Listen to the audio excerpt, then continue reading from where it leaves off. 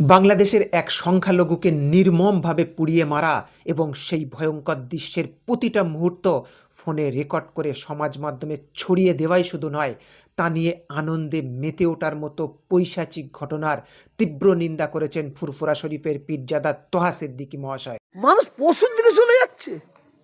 যারা গায়ে মানুষের চামড়া আছে তারা কোনোদিনই মেনে নিতে পারে না যে সে কি এমন অপরাধ করেছে। আমি বলি সে পাহাড় পরিমাণ অপরাধ করেছে। সে অপরাধের জন্য আইন ব্যবস্থা আছে তো। আরে হিন্দু নয়, সে মানুষ। আমি তাকে হিন্দু বলবো না, সে মানুষ। আর এখানে আফরাজুলকে যে মারা হয়েছে তারপরে আছে মানুষ।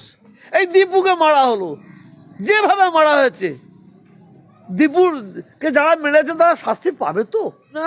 ওই আফরাজুলকে মারার পরে যে কষ্টটা আমরা পেয়েছি, যে ব্যথা পেয়েছি, সেই কষ্টটা কিন্তু আজকে আবার দীপুকে মারার পরে পেলাম। এই ঘটনা নিয়ে রাজনৈতিক ব্যক্তিত্ব নওশাদ সিদ্দিকীও ফেসবুক পোস্ট লিখে প্রতিবাদ জানিয়েছেন।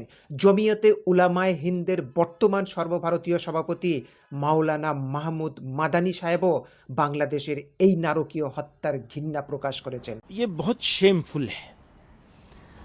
इस्लाम, मुसलमान इस तरह का काम करें तो हमारी नज़रें झुकती हैं और इसको जितना कंडम किया जाए वो कम है।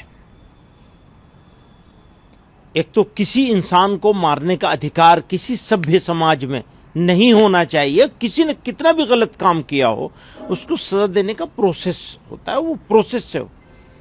फिर करने वाले मुसलमान हों और जिसके साथ किया जा रहा है वो कोई नॉन मुस्लिम हो तो ये इसका जुर्म और बढ़ जाता है। तो हम इसकी सख्ती से मजम्मत करते हैं और ये कहना चाहते हैं बांग्लादेश के लोगों से कि उनको उनके इंतज़ाम में, उनके मुल्क में ये तो बहुत बड़ी बात है किसी का मारा जाना। किसी के साथ ह्यूमिलिएशन भी हो तो ये इस्लाम तो इसकी इजाज़त नहीं देता, किसी कीमत पर इस्लाम इजाज़त नहीं देता है। तो इसकी जितनी मजम्मत करी जाए, जितना इसको कंडम किया जाए वो कम है। আজ ভারত, বাংলাদেশ তথা সারা বিশ্বে ধর্মীয় কট্টরপন্থার বিরুদ্ধে এভাবে ধর্মগুরু এবং ধর্মকেন্দ্রিক রাজনৈতিক দলের প্রধানদের একসঙ্গে আরও বেশি বেশি করে এই রকম ঘটনার তীব্র নিন্দা করা উচিত, যাতে ভবিষ্যতে এমন মধ্যযুগীয় বর্বর ঘটনা আর না দেখতে হয়।